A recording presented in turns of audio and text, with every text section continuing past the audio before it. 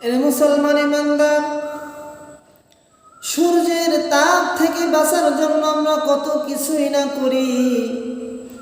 সূর্যের আলো থেকে, সূর্যের তাপ থেকে বাঁচার জন্য আমরা প্রতিনিয়ত ফ্যানের বাতাস খাচ্ছি, এসির বাতাস খাচ্ছি।